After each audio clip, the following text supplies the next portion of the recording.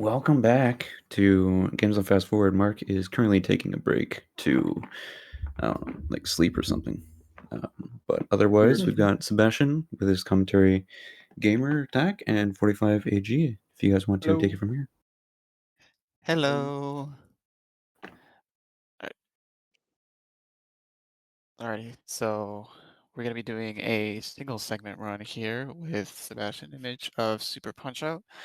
Um, Considering we had done this game last year, there's not gonna be that much to go over, but we'll do a bunch of refresh on a couple of mechanics as we go through these different fights.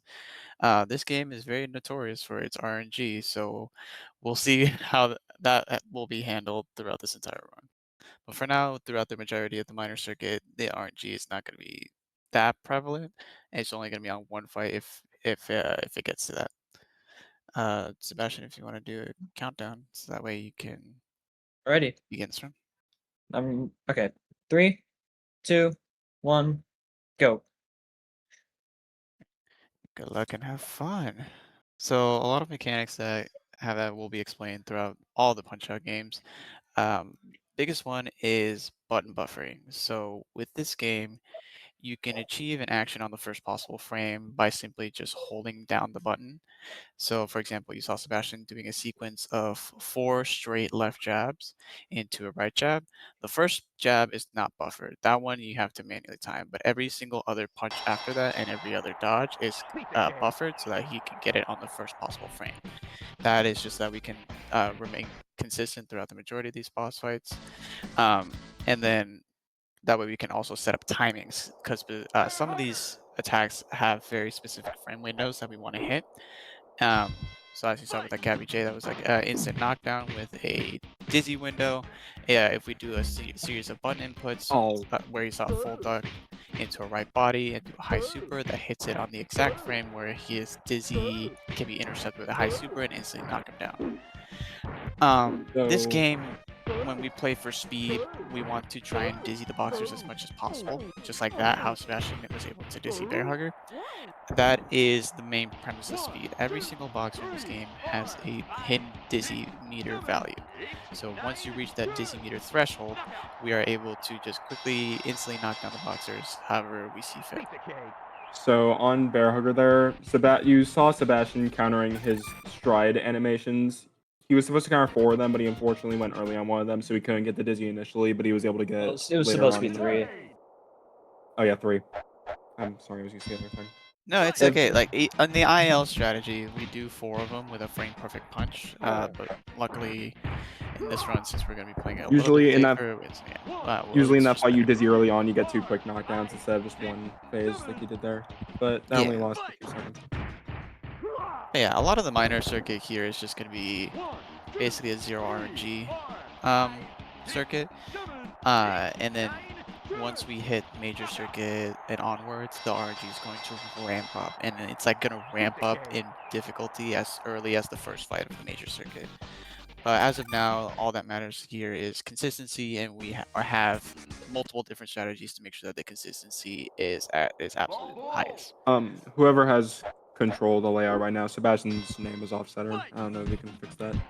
So, Bull, you want to counter his punches because if his dizzy meter fills up a lot faster with counters than regular punches. And then you also go for it. You've noticed he did this on Gabby J as well. He pauses at certain times. When you pause the super meter after you hit a counter punch, it'll still fill up, so you can use that to get supers off earlier than you normally be able to do. And you'll see that throughout a couple of fights in this game. Alrighty, and that's the entirety of the minor circuit done pretty quickly, actually. I looked away during the bull charge.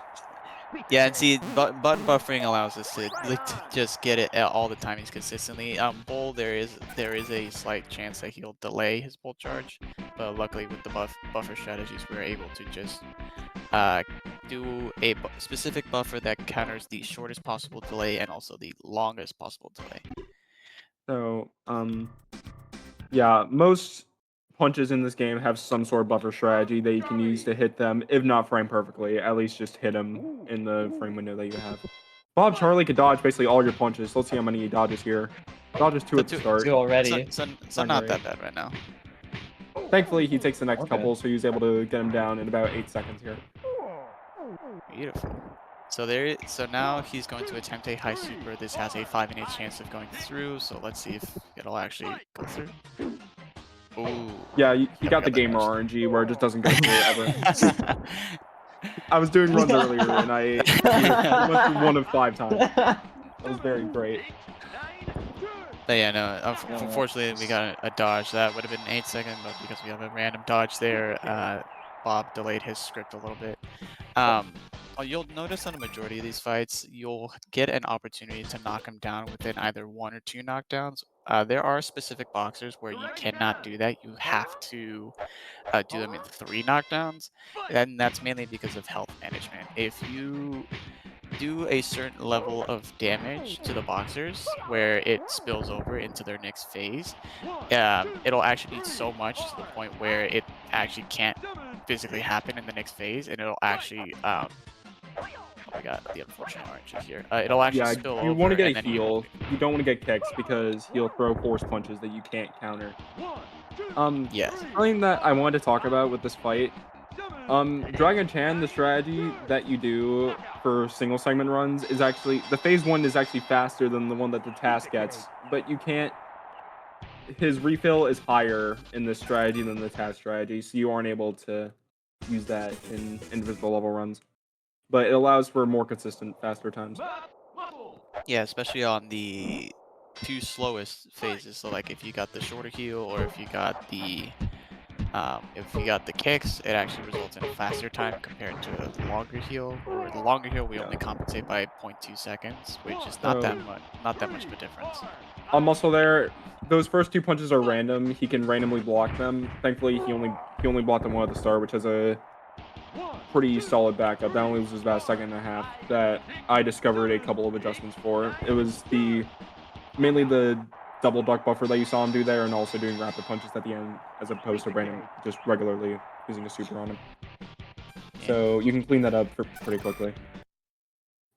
And now Sandman is the most consistent boxer in Major Circuit, and I think Radionics, we actually might be able to fit in a couple donations here since this fight is just about consistency at the moment. There's no You're kind of RNG here, there's on not that much to explain, so we can fit some donations. There hasn't been any that have come in since the start of this run. The last one from an hour ago was from Loser, who just said flee. And unfortunately, he voted to save the animals. The camera. Wow. Alrighty, so we'll go ahead and just keep going throughout the rest of this run.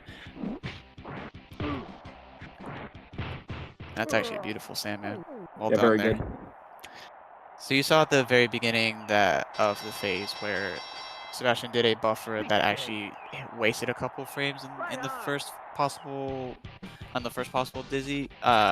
If you do that on certain boxers, Sandman being a very prevalent one, you can just buffer a super at the start of the phase instead of having to manually time it on the second phase.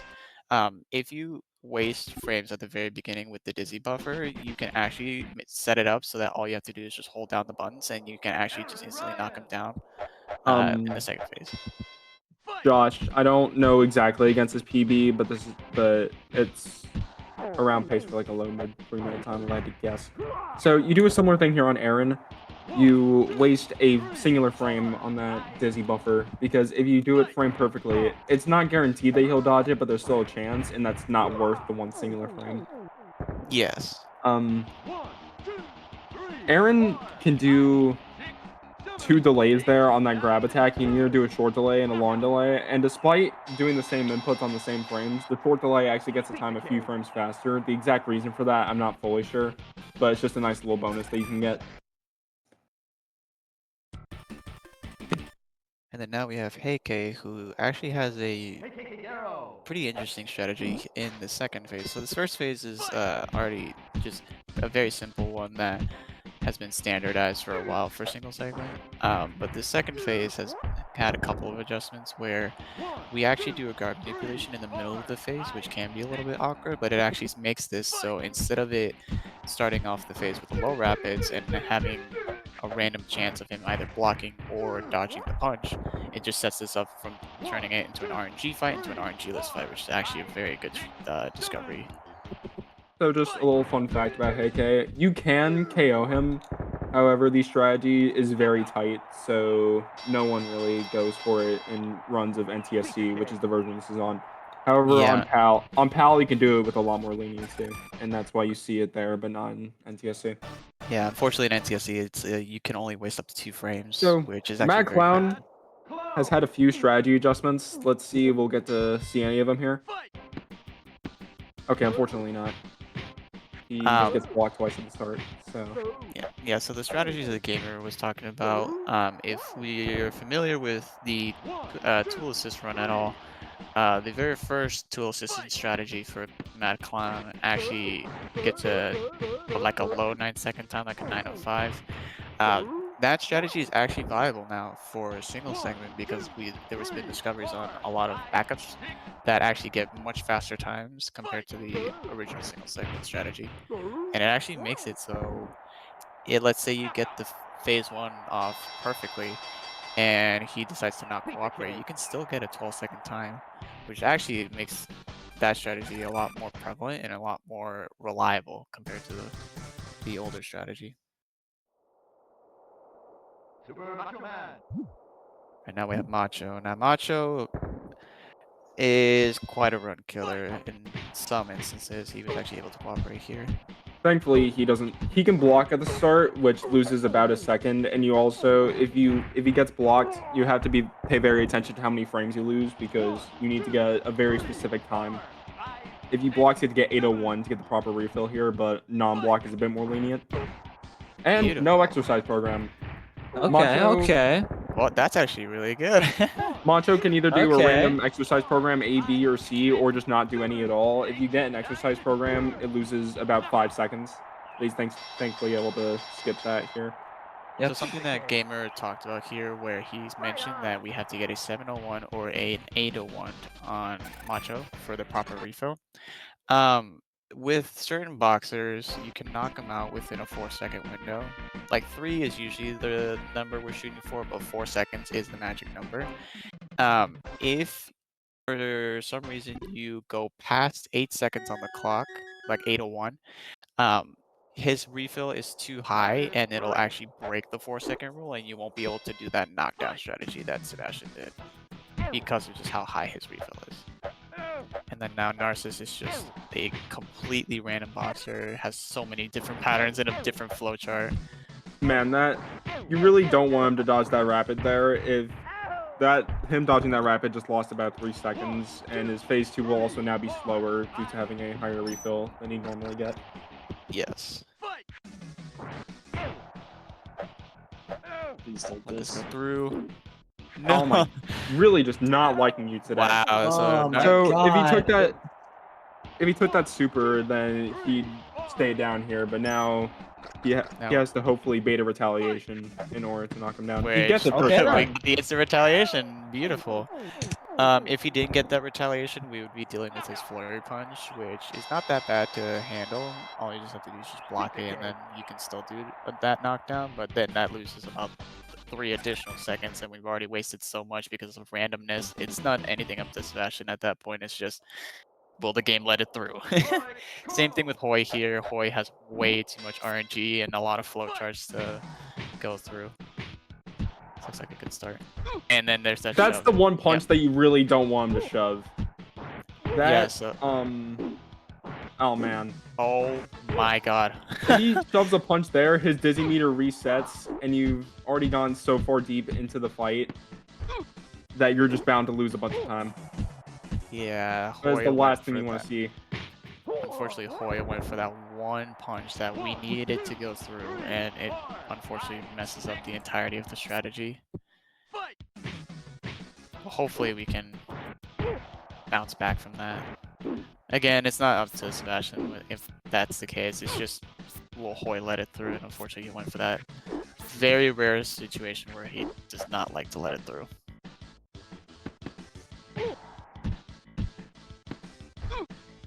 but now we have to do a bunch of like adaptation on his patterns. And then you also saw that Sebastian knock him down with a normal punch at the very beginning, and then now a super punch. Depending on which punch you actually throw, will determine their health refill. So if you do like a normal punch, that health refill is actually going to be much higher than normal. So we actually got so deep into this fight. You can see Lil Max gloves glowing there. That's the power mode. Yeah, yeah. Throughout You throughout the run, you we don't want use the that. power mode. Yeah, unfortunately, the power mode makes it so that all your punches, all your dodges are a lot faster, which actually mess up your timings pretty often. But they also do a bunch of damage. That they do. Okay, So now- so Rick Bruiser here. This is a pretty straightforward fight. The only major thing to keep into account here is the random super in phase 3. He has a 5 1/8 chance of taking it, or if you just once again you have the gamer RNG and he doesn't take it at all. Hopefully we won't see that again here. Please. We're Please hope- don't take. Like, please take it. Please take it. Please take it. Please don't take it. Please don't take it. Please don't take it. Yes. Oh my god. That's what the time That's- caused that You to can both happen. full dodge after that first block, and it saves a couple frames that we're blocking his second punch. So there was a random chance that Rick there could have retaliated when he threw that left body blow, but unfortunately we did not get that. That could have saved like, a second. Okay, so Nick, this is the last fight of the game. So we love 50-50s, don't we? Yep. Yeah, this first counter, it's a buffer into a 50-50. Let's see what we get here. Oh, Oh, man. Oh yeah. So he has a This random fight's chance. gonna take a lot longer now. Oh wow, that was on the frame. I accidentally did a frame perfect counter. Anyone know that one? Oh, okay. I did not expect to time that.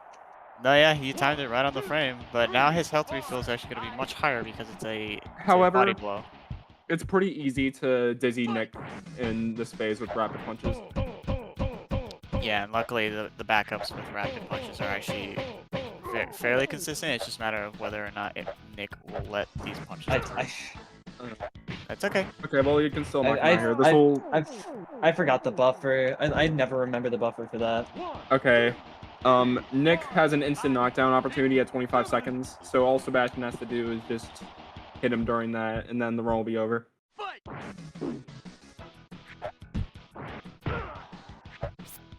That's it. Time. Beautiful. Very nice. Alrighty, Beautiful. time.